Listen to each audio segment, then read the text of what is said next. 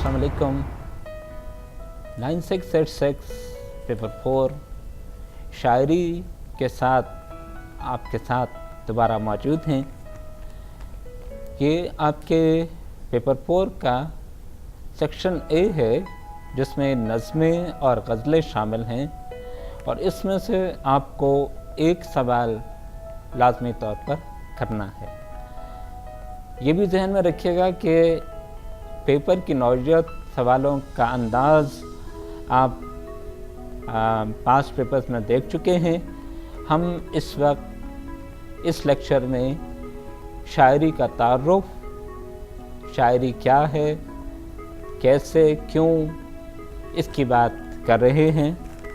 देखिए, इजहार बयान में एक्सप्रेशन के साथ हम इंसान ने दो चीज़ें की हैं,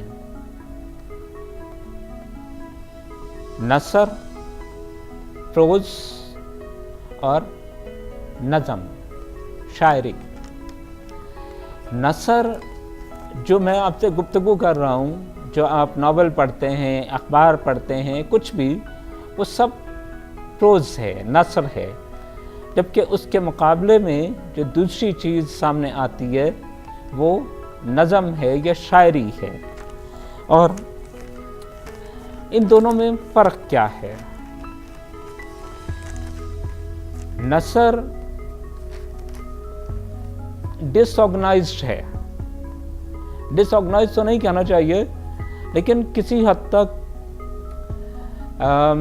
ये कहें कि जिस तरह हम बोल रहे हैं, जुमले की साख्त पर हम कोई ख़ास तवज्जो नहीं देते, जबकि शायरी या नज़म इसका मतलब ही ऑर्गेनाइजेशन है, डिसिप्लिन है, तरतीब, नज़्म व ज़ब्त, कि जब अल्फाज को किसी कायदे का पाबंद बना दिया जाए तो फिर वो शायरी कहलाएगी, नज़म कहलाएगी।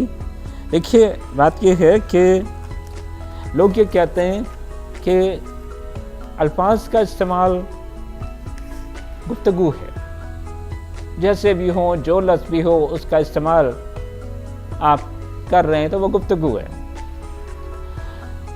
फिर अगर हम बेहतरीन अल्फाज का, खूबसूरत अल्फाज का इस्तेमाल करें तो वो नसर बन जाएगी, प्रोज बन जाएगी। और उसके बाद अगर आप बेहतरीन अल्फाज को बेहतरीन अंदाज में इस्तेमाल कर लें तब वो शायरी है। लेकिन देखिए, शायरी या नज़म में सिर्फ नज़्म ज़ब्त होना, उसका एक रिदम में होना ज़रूरी है, अहम है। ये बात ज़हन में रखिएगा कि शायरी की बुनियादी ज़रूरत रिदम है, उसका एक हार्मोनियस होना, अल्फाज को इस तरह इस्तेमाल करना कि वो एक ख़ास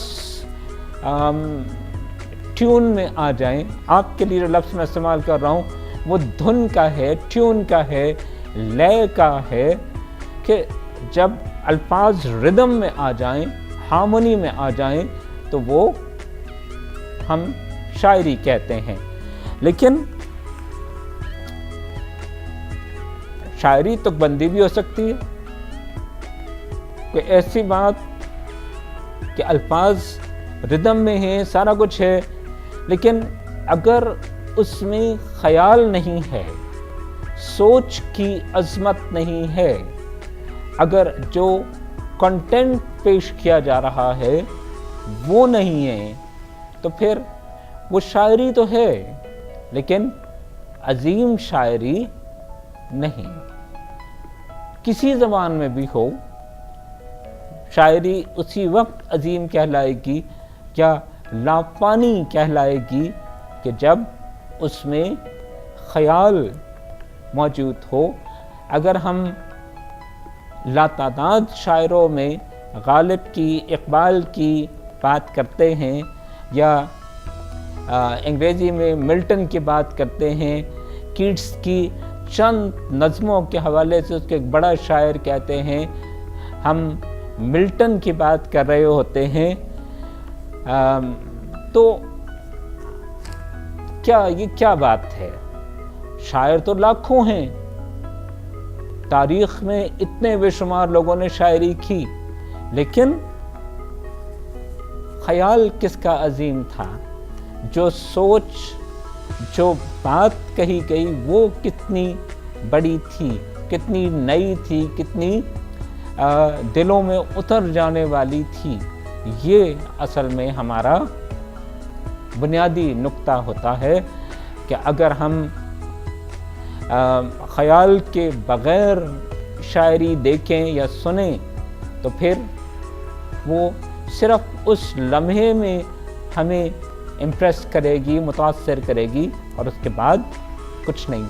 آپ کے کورس میں جو 4 شاعر شامل ہیں اس میں آپ نوٹ کریں گے کہ نذیر بہت سادہ ہے، جو بات کہہ رہا ہے وہ بہت عام سی ہے، پھر ساحر لدھیانوی، فیض، اور پھر آخر میں سب سے مشکل اقبال، کہ جو بات کہہ رہا ہے وہ آفاقی حقیقتیں ہیں، لیکن یہ بات جب ہم چلیں گے تب یہ بات دیکھی جائے گی۔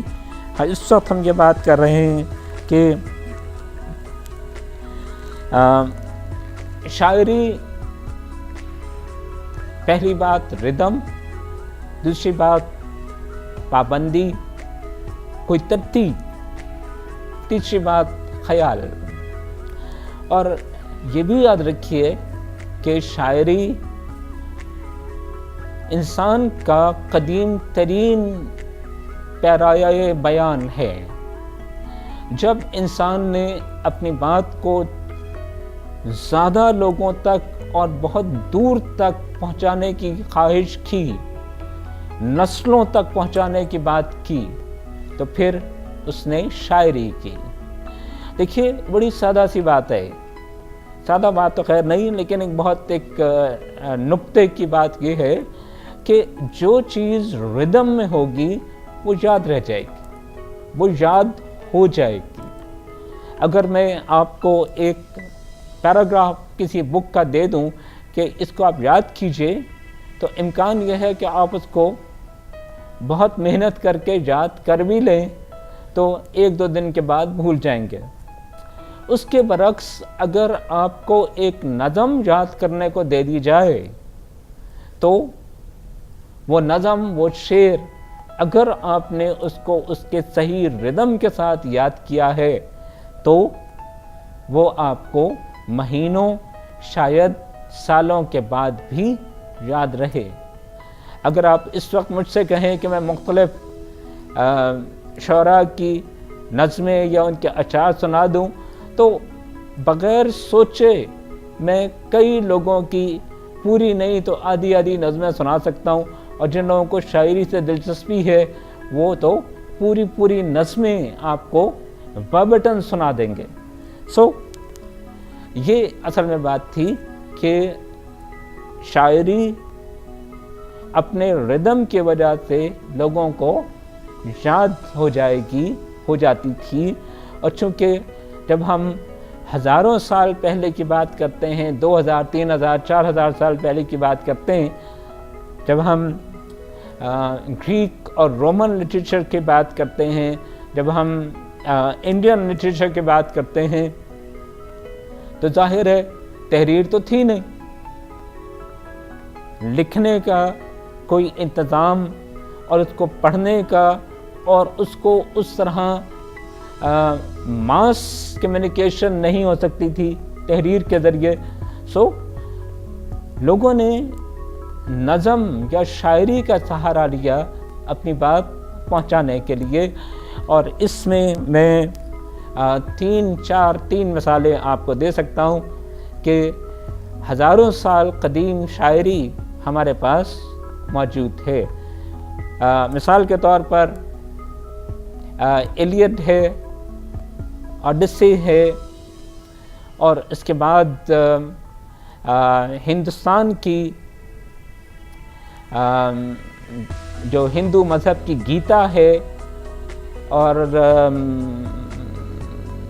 رامائن ہے، یہ ہزاروں اشعار، 40 سے 70 ہزار اشعار پہ مشتمل یہ دونوں کہانیاں یا کتابیں ہیں اور موجود ہیں، لوگوں کو یاد ہیں۔ اس سے بڑھ کر اگر مجھے مثال دینا ہو تو میں قرآن پاک کی دوں گا۔ دیکھیے، قرآن پاک نظم کی صورت میں نہیں ہے، پروز ہے، لیکن آپ اگر قرآن پاک کو صحیح الحان سے پڑھ رہے ہوں تو اس میں ایک بہت زبردست ردم پایا جاتا ہے، اور بنیادی طور پر ہم اس ردم کو ہی یاد رکھ رہے ہوتے ہیں۔ یہ قرآن پاک کا معجزہ ہے کہ ہم وہ زبان جانے بغیر اس کو یاد رکھ رہے ہیں، سمجھ رہے ہیں، کم سے کم یاد رکھ رہے ہیں۔ اور یہی یاد رہ جانے کی خصوصیت، اس کو ایز اٹ از ریپیٹ کر دینے کی خصوصیت شاعری کو منفرد بناتی ہے۔ اور پھر ہندوستان کی جب ہم بات کریں تو ہم یہ کہیں گے کہ بر صغیر میں شاعری کی روایت مقامی بھی تھی، میں نے مینشن کر دی 2 کتابیں، اور پھر فارسی اور عربی کی روایت بھی ہندوستان آئی۔ اور اس کے ساتھ ساتھ پھر ہم نے یہ کہا کہ اب یہاں کے ہندوستان کے شاعروں نے یا ہندوستان میں جو لوگ بستے تھے اس میں لوک داستانیں،